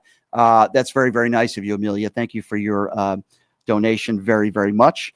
Do we have any other YouTube Super Chats? 702-221-7283 is the number to call if you would like to be a part of the conversation. Let's see, who are we going to next here? Let's go to Sylvia. Sylvia's next on PTL. Hello, Sylvia. Hi, Brian. How are you today? Good. What's on your mind? I heard Trump say that if the government were to shut down, he wanted to fire the federal employees instead of furlough them. That has me concerned because my son is a federal employee with a family, a young family. So I was just wondering if you had heard the same thing or what. I've heard a little bit of that, to be honest with you. I've heard a lot of things. Where do I even begin? I've heard that Donald Trump literally wants to not only cancel, but arrest people that speak out against him on the airwaves. I've heard that Donald Trump is going to file lawsuits against people on social media that speak negatively against him. Donald Trump is going to be weaponizing the DOJ further than any other president that we've ever had, and he's already done that. I've heard a lot of things. I've heard that J.D. Vance, the only reason why he took the job as vice president because he wants to be president. I've heard that Marco Rubio, the only reason why he took this job because he wants to run with J.D. Vance as vice president. There's a lot of people that are doing a lot of things underneath Donald Trump. And the reason why they're doing them is for their own personal gain. It's why everybody that is in Washington, D.C., for the most part, that is a MAGA Republican, does everything that Donald Trump tells them to do because for their own good, they want to remain in power. So I've heard a lot of things, and I believe it all to be true. I also have you heard the one about him putting a picture of the auto pen up instead of a picture of Biden? I have heard that, but here's what I think we should do. And my good friend Adam Mockler said this as well. Here's what I think we should do. I think we should replace every single Donald Trump picture in the White House with a picture of Donald Trump and Jeffrey Epstein. Going back to the YouTube Super Chat, Joanna says, please tell me you've seen that grinder went down in Glendale right at the Charlie Kirk Klan rally, just like the RNC. Weird, huh? I have not seen that, I'll be honest with you, but I appreciate your donation. 702-221-7283. Let's go to Steve. Steve is next on PTL. What's going on, Steve? Are you? Hi, Steve. Hey, how you going, Brian, mate? I've been listening to you for a few months now, and mate, you're a legend. Thank you. I appreciate that. Thank you. Mate, what I wanted to say is, like, my experience, I traveled to the States twice, actually 3 times, including Hawaii. And something that I noticed was your news, your media, and how it's very skewed in one way and very, very local. There's not much international news, not much looking outward. And just people speaking to me. My most recent trip was 2022, and traveling to the Northwest just after COVID, and people coming up to me telling me about how Australia, we had lockdowns and we were being covered by drones, all this nonsense. And I was trying to tell people this is just nonsense. This simply didn't happen. But I couldn't convince people that just the news and the way that the information is being put forward in America is just so local and very, very, very skewed in one direction. And I think that's a major problem. And we have the same problem here. We have Rupert Murdoch, who is controlling all our news and media in Australia as well. And even despite this, our last elections, we voted for a left-leaning government, and we completely threw out the right-leaning government. So the whole of mainland Australia, except for one state, is all Liberal. So Liberal in Australia is left, as opposed to America. Right. So it just shows you that our media basically was able to fight. People were still able to see through the rubbish that was being put through in the media, but I don't see that in America. I watch a lot of American news, and it's very, very, very right, and just the left just can't get their voice through. Yeah, no, I mean, I completely agree with you. Listen, I'm going to be honest with you. It is really hard to do this show every day and have to listen to what these pundits on Fox News have to say and OAN and Newsmax. It is really hard to have to cover Donald Trump every single day. It's really hard to have to cover this administration every single day. And most importantly, it's very hard mentally to have to struggle to have some sort of intellectual conversation. It's almost impossible with many of these MAGA supporters. It's getting harder and harder by the day. And I have to be honest with you, I'm at the point now where they're so lost and they're so gone and they're so complicit. I really don't know where to go from here for the next 3 years. I really don't. I think it's a big problem, and I have a number of friends who I've disconnected with simply because their politics have gone so far right and they're consumed down that rabbit hole, the past QAnon, that QAnon conspiracy, that they just believe hook, line, and sinker everything that was being fed to them, and no amount of facts can turn them around. No amount of facts. You can put photographs, videos in front of them, and they just refuse to accept that it's real. There's just any excuse possible, and it's really brainwashed. And that's what I think is happening in America. People have become completely brainwashed. I agree. I think it actually, and thank you for the call, by the way, my friend. I really appreciate you. I think it got worse during and after COVID. I think a lot of people were brainwashed. A lot of people, perhaps during that time frame, just lost their mind. I don't know. But I think that was the changing of the card. I personally know people that changed a lot after COVID for the wrong reasons. Thank you for the call, sir. I really do appreciate you. Kim on the YouTube super chat says, I can't wait to see Pam Bondi lose her law license. I hope she does too. If you want to talk about somebody that wears the Donald Trump knee pads 24/7, start with Pam Bondi. Thank you, Kim. 702-221-7283 is the number to call if you would like to be a part of the conversation. Let's go to Ken. Ken is next up on PTL. Hey, Ken, what's going on? Oh, sir. Hey. You know, this talk about DEI and turning it around to be the opposite of what it means is when, like, the first 90 slots go to white people and the last 5 slots go for whoever's left. Yeah. And then somebody who's 96 or a fifth like Riley Gaines. Ugh, don't even get me started with her. Yeah. Come on, Can I ask you a man. question, Ken? I want to ask you a question. Sir. As an outsider, you know, listening to this show, when I have a guy that calls in who obviously is a MAGA supporter, and he talks about DEI hires, and I name you several, not you, but I name him several people in Trump's administration with literally no credentials to be in that position. He openly admits that. What's the one name that he brings up? Oh, just so happens to be a black lady named Kamala Harris. And I'm supposed to be led to believe that this has nothing to do with race? I'm sorry, but I'm not stupid. I'm a pretty intelligent guy, and that person who called in is a racist. Am I wrong in saying that? No, you are not, sir. Yeah, I mean, that's who they are, right? That's who they are, Ken. They're disgusting pigs. The tan suit, oh my God, the tan suit. You tell me that wasn't racist?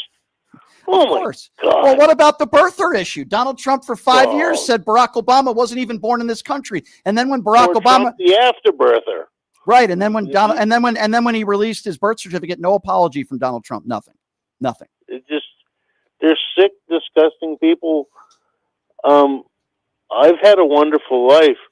My kids are not going to have the life I had, and if they decide to have kids, and I don't know why they would, their lives are going to be shit. Well, this watch the language. You got to watch the language, please. This country is going backwards. It's going backwards, and I believe it's going to take decades to recover from the damage that Donald Trump has done. Thank you for the call, sir. Tony on the YouTube super chat says, Brian, will you ask Jojo to marry me next time she's on? Well, I'll do my best, Tony. I don't know if Jojo is taken or not, but I appreciate you calling in. Thank you. 702-221-7283 is the number to call if you want to be a part of the conversation. Let's go to who am I going to? Crackitus. Am I pronouncing that right? Crackitus, you're next up on PTL. Hi. It's Caractacus. Caractacus. Gotcha. Okay, I have one statement to make. As far as Comey getting indicted today, should we really feel sorry for this guy? Because the reason why we're at now with Trump is because he indicted Hillary Clinton in the 2016 election 11 days before the election happened. So I agree with you. If he didn't do that, things may be different. Perhaps. So let me respond to that. First of all, you're correct, but hear me out on this, okay? It's not that I feel bad for James Comey. It's that I'm worried that he's going to go after more people that he just disagrees with, and this is bad for democracy. Does that make sense? I don't really feel bad for James Comey. In fact, I agree with what you just said. It was despicable what he did 11 days before the election in 2016. I'm in complete agreement with you. But my first reaction wasn't feeling bad for Comey. By the way, I don't think he's going to be convicted of anything. What I'm worried about is the future, and that Donald Trump is going to just continue to go after people that he just doesn't like. You see what I'm saying? It's not to be a fruitless effort because everybody knows he's been vindictive. And when he ran in 2020 and 2024, he said what he's going to do. He's going to be the president of vengeance. Right. And that's what he's doing. And any court that takes him serious, they need to have their head examined. Yeah. Because this guy's not a serious guy, and he already told us, "I'm going to be the president of retribution." Speaking of, and thank you for the call, my friend. I do agree with you. Donald Trump said to certain religions that if they didn't vote for him, they need their head examined. I do remember when he said that. You reminded me of that. Let's go to Joseph. Joseph is next up on PTL. Hey, Joe, what's going on, man? Thanks for calling in. What's on your mind? What's happening with artist Brian?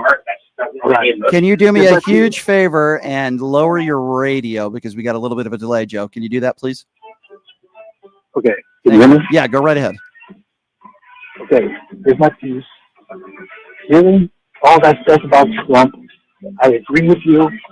And also hearing about all that stuff in Tennessee about those DEI illegal. For me personally, I say that as the Republicans are illegal, racism is illegal, and I don't know why nobody is saying about toning down political violence, but American Republicans are the ones who don't political violence as if they're allowed. Unfortunately, Joe, there's a lot of background noise there, my friend. Maybe try calling back if you'd like. It was very hard to understand you, so please do me a favor and call back without the background noise, my friend. I appreciate you. Again, the number to call if you want to be a part of the show is 702-221-7283. We're talking about a number of different topics today. I did mention this conservative group called the Fearless Debate Tour. They show up at a predominantly black school at Tennessee State University with signs that say DEI should be illegal and deport all illegals. Let's talk. Make no mistake about it. They did not want to talk. They wanted to portray black people as bad people, and they wanted chaos, and they probably wanted to be attacked, which, by the way, they weren't. These are despicable people. They're cowards. I've reached out to them because, just like Charlie Kirk, they only wanted to debate a bunch of 18 and 19-year-old ill-informed liberals. Well, guess what? I'm a pretty informed person, and I will debate anybody. We'll see if they agree to those terms. 702-221-7283. Who are we going to next? Let's go to Dan. Dan is next on PTL. Hello, Dan. Hey, Brian. How's it going? Hey, good. What's on your mind today? Real quick, I've been thinking about this thing with Jimmy Kimmel, and I kind of want to get your stance on it. Do you think it was like Donald Trump's direct order to get his show taken off the air? I absolutely believe that he was a huge part of it. This wasn't just the guy from the FCC who said, you know what? Let's get Jimmy Kimmel off the air. It's not a coincidence that Donald Trump has been going after Jimmy Kimmel for years and Jimmy Kimmel has been going at Donald Trump for years. So the answer would be yes. Right. I think it starts from the top all the way down. This wasn't somebody who said, we got to get Jimmy Kimmel off the air. No, it was Donald Trump that was whispering in their ear and putting pressure on them like he does for everybody else because he has the mob boss mentality. So the answer is yes. Do you think it was more so from like the first comment where like Jimmy Kimmel mentioned? No. I don't. You don't think no, I don't think it was about either comment. I think Charlie Kirk was murdered, which we hopefully all could agree was a terrible thing. And Donald Trump was looking for any excuse to get him off the air. And I think this was the perfect opportunity for him to do so. Now, thank God he failed, but it was, it all came together and they thought that this would be the best timing to do it. That's what I think. If Charlie Kirk wasn't assassinated, they probably wouldn't have done it, but they thought it was the right timing to do it. And they failed. I don't think, see, I disagree with you there. I disagree with what the FCC director said. Like, I don't think it's right of him to go onto like whatever podcast he was on and say, oh, we're going to do this, that, the other. But I think it really came down to, I think if you're a public figure and you work for a private company, if you say crazy things, you get taken off the air. You know that being in radio. Not on Fox News. Not on Fox News. Not on conservative talk radio. Not on Fox News. They don't get taken off the air. Tucker Carlson got fired from Fox News. Well, I understand that. The other day, it's not about red. It's not about blue. It's about green, right?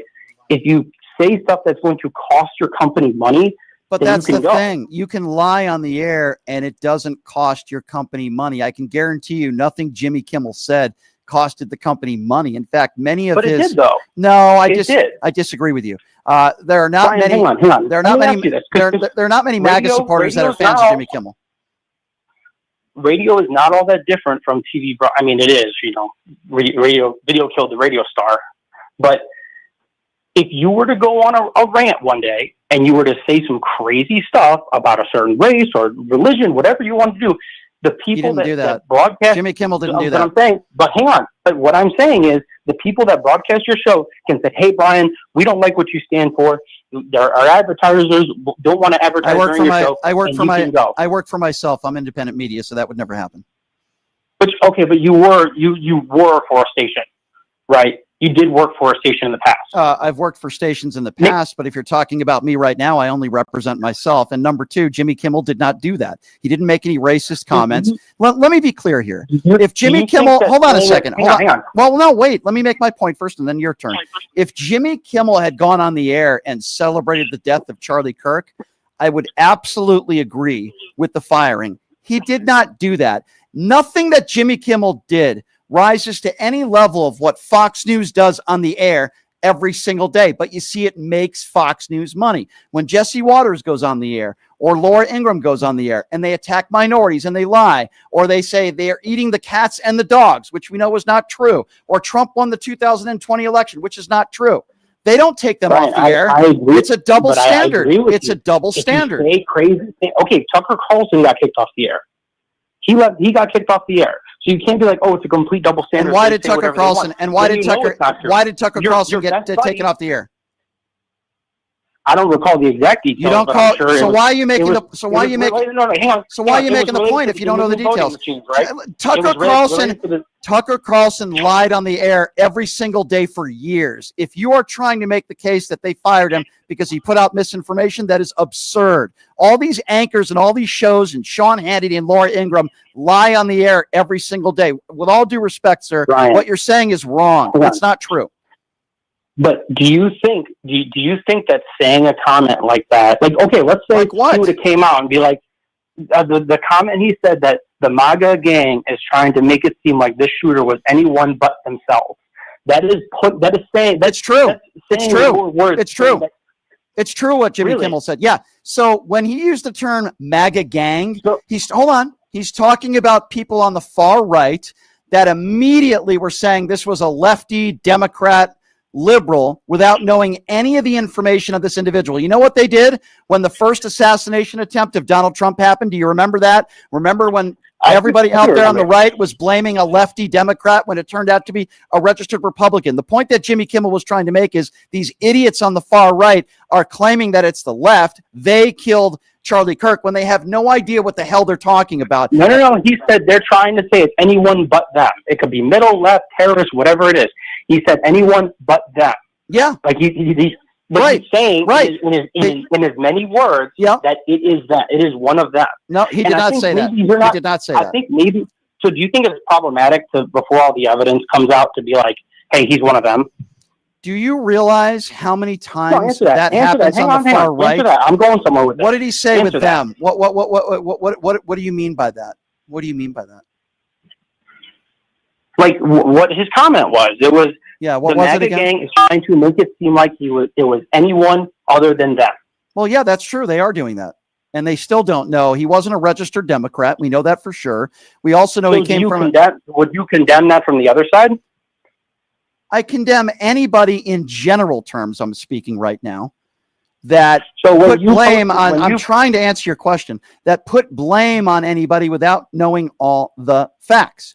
But he was correct. But he was correct when he said the MAGA gang, meaning MAGA Republicans, are trying to make sure that they pin it on everybody else but them. When we had the casualties that took place in New Orleans, they said that it was an undocumented immigrant and it was Joe Biden's open borders. They never retracted that. They do it all the time. They blame it on a transgender. We heard that it was a transgender. We heard it was a transgender. I don't think anything Jimmy Kimmel said. Do you think people on both sides should be able to retract and apologize for when they get it wrong? First of all, someone were to say, if someone on the left, like right before the evidence came out, if someone on the left were to be like, this guy's a Trumper and post fake stuff saying that he's MAGA, would you condemn that? I think it depends on the person, and it depends on the circumstance. There are doctored photos. I'll give you an example. I'm giving an example. You got to let me finish. Okay, please don't interrupt. Let me finish. There are doctored photos all over the internet. I didn't know they were doctored photos, and I take ownership of that. I saw a picture of this guy. I thought it was a real photo. I didn't Photoshop it. I don't know who did, but it was a picture of the shooter wearing a Trump shirt.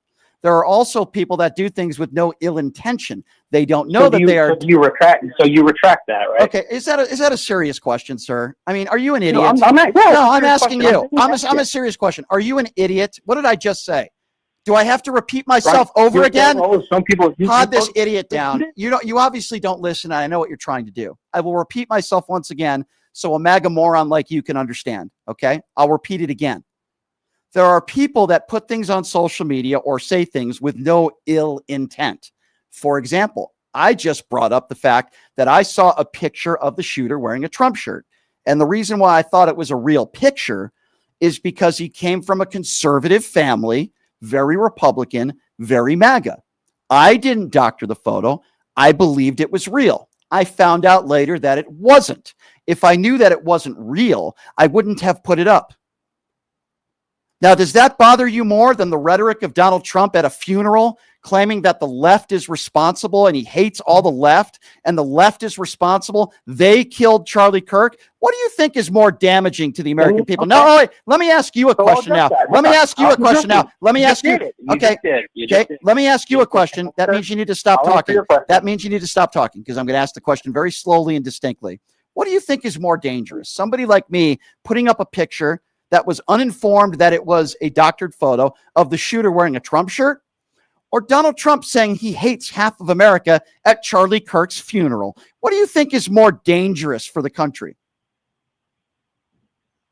Am I unmuted? I think yours is. Okay, well then you're a complete idiot. You hold the president less accountable than a radio show host, and that proves that you're a complete imbecile. There's no point in having a conversation with you because you're claiming that me putting up a picture of the shooter wearing a Trump shirt, not even knowing that it was a Photoshop picture, is more dangerous than the president of the United States at a funeral, Charlie Kirk's funeral, saying that he hates half of America.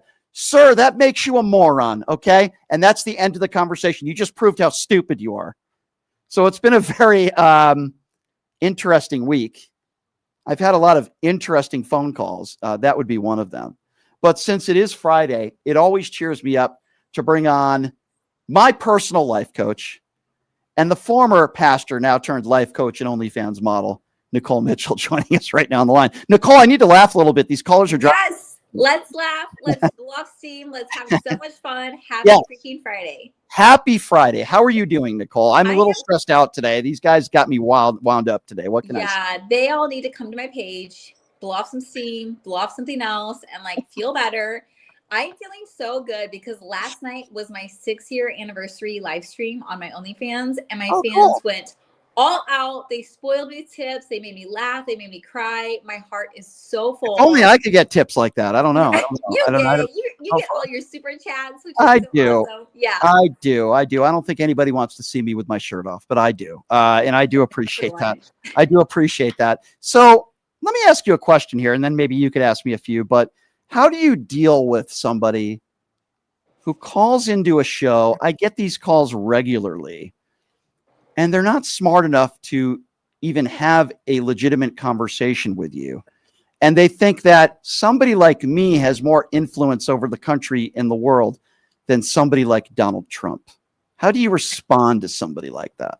You have it so much harder, Brian, because most of us have the advantage of we just choose not to engage with people who say dumb stuff. But it's like literally your job to talk to people. And unfortunately, people will come just to hear themselves talk and not necessarily provide an actual conversation. And I think sometimes, for you, I think it's knowing it's part of the job. So when you clock out, you blow that steam off. And this is true for everyone. Like, blow steam off and go home without the baggage. Like, just find a way to decompress because you deserve happiness and calm and like a regulated nervous system. And if your job requires you to get riled up, finding things to calm you down is really important. What really calms me down is I just look at my poster of Marjorie Taylor Greene. That's really what. Oh wait, that's right. No, it's not Marjorie Taylor Greene. But anyway, that's for another show, I guess. But yeah, that is actually some good advice, though. I find that in these times, we're very divided, of course. We talk about that all the time. Relationships, friendships, people lose friendships and relationships. I talk about this all the time. I have friends in my life that are Trump supporters. The people that I don't have in my life are the people like the Trump supporters that call into the show that are just complete idiots. If you voted for Trump, obviously I disagree with you, but it doesn't mean I'm not going to talk to you. It doesn't mean I'm not capable of being friends with you. If you're willing to admit that he's a bad guy, and he's not a good dude, and some of the things he's doing are not good for the country, then I could have a reasonable conversation with you and we could have a friendship, whatever the case may be. But when you're not even willing to admit that and you think Cheeto Jesus is the next Messiah, I can't have people like that in my life. I can't, and I won't. I think that requires like a certain level of discernment because you're right. If we all block the other side, like no bridging is happening, no coming together is happening. Like we're perpetuating the current problem rather than mending it. So we do have to find those people that we disagree with, but we're able to be in relationship with. And that requires a certain level of maturity on both sides. But this is just a reminder to those who are watching your show, like you don't need to cut off everyone who believes differently than you, but the people who do believe differently than you need to be good people. Like they don't need to be mean and cruel and insulting you. Like if who they are is harming you, then remove them. But if who they are as a person, like brings joy to your life and you're able to hold nuanced opinions and beliefs, that's actually good for our country. Agree. So those of you that might be unaware, Nicole Mitchell has been on the Jimmy Kimmel show multiple times. Did you get the opportunity to actually meet him off air? Did you get the chance to talk? No, I wish. And it was so fascinating watching what happened with his show as someone who's been on his show, who's been connected with his community, who I'm obviously very liberal, but I'm very much like, I like to bring people together. And I was just so fascinated to watch what happened to show, watch him come back, watch the way he handled it. And I have even more respect for him as a result. What was how did the staff treat you there? I've heard there's a lot of nice people that work at the Jimmy Kimmel show. What was that? You've done that show multiple times. What was that experience like for you? Obsessed with their team. In fact, the main person who's my point of contact, I loved him so much that when he left the Jimmy Kimmel show a couple years ago, I was very sad because he was my main personal connection.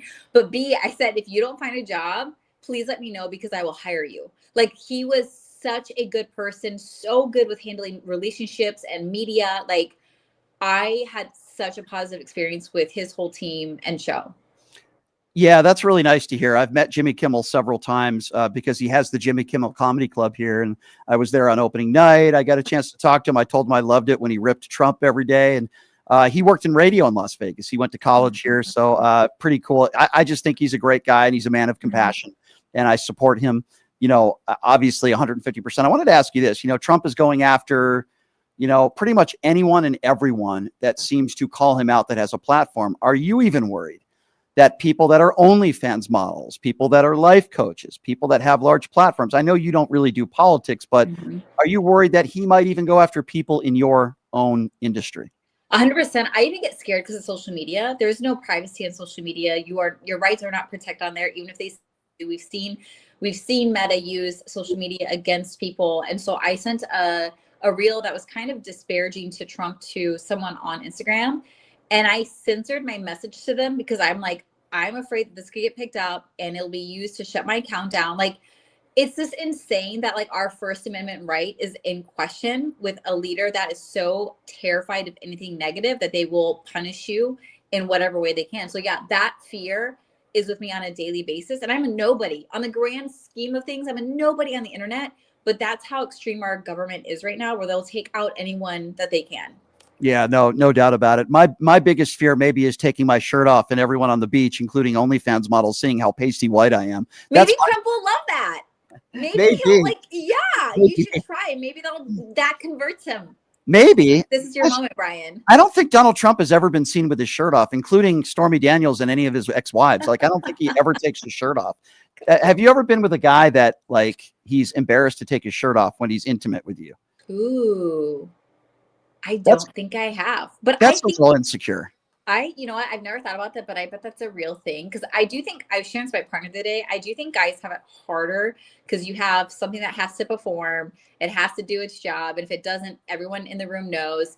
If you have a body you don't like. Stormy Daniels definitely knows. You're right about you that. Know what I mean? Like, you guys have more pressure than us, I feel like, in the bedroom. So I have compassion for men who struggle with that. Yeah, there's no question about that. I do think there are pills that you could take for that, though. That's what I've heard. So I mean, we got all kinds of things. They got the P shot, they have an O shot. It is crazy there's what we have nowadays. The technology is pretty unique. There's certainly no question about that. So what do you got going on this weekend, Nicole? I mean, the weather obviously out there in California where Nicole lives is so beautiful. I got to tell you, Vegas is getting very nice as well. The weather. Good. Yeah. I'll be out there next weekend. I'm super excited. We'll do our show together next Friday. So I'm super excited about that. Can't wait. Weekend, I have my youngest birthday. He's turning 10. And then I have 2 photo shoots planned, including a girl. So we're going to have a hot weekend. Am I invited to watch that? You're welcome to. Take off your shirt. Join the party. I don't know if I'm going to do that, but I might just sit there and watch the photo shoot if that's allowed. I don't know.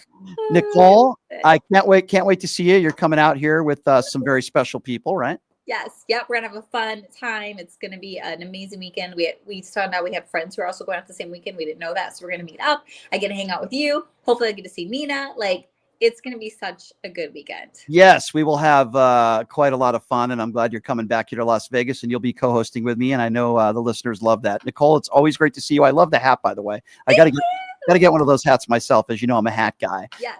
But Nicole's got a little bit more hair than I do. That's for sure. Nicole, it's always great to see you. I hope you have a wonderful weekend, and I will catch up with you next week. Thank you, Brian. Have a wonderful weekend, and I'll see you soon. Thanks, Nicole. Bye. Always great to see the beautiful and talented Nicole Mitchell joining us. Also a great life coach. So you have to contact Nicole, look her up. She gives great relationship advice, wonderful advice, and of all sorts of things that you're dealing with in life. So we appreciate Nicole for joining us. All right. That's a wrap, everybody. Next week, I've already got some great guests lined up. Adam Mockler is going to be joining us on the show next week. Destiny is going to be joining us on the show next week. There's a lot of big guests lined up next week. Try to get Don Lemon back on the show next week because I thought Pierce Morgan was extremely unfair to him. And as I've told all of you, if you're a fan of this show, if you're a fan of what I do, please, on the upper right-hand corner of the screen, use your cell phone. It takes you directly to my website where you can buy merchandise, and it's pushingthelimits.live, and you can make donations, and you're supporting independent media. I love all you guys. Dave included, who says, Brian, please play bingo this weekend and enjoy it because I'm going on Sunday, hopefully, to brother. I don't know what that means. Oh, hopefully you too, brother. I think that's what he was trying to say. Well, thank you, Dave. I appreciate that. I haven't played bingo in a long time. I'm going to go see The Who this weekend with Billy Idol opening, going out to a nice dinner on Saturday. Tonight, I'm going to a new restaurant that's opening up with one of my good friends and my family. So I'm going to have a jam-packed weekend. I love you guys at PTL Nation. Please continue to support what I'm doing. Go on my YouTube page, go on the socials, and spread the word. We will see all you guys on Monday, same time, same place. Have a great weekend, everybody.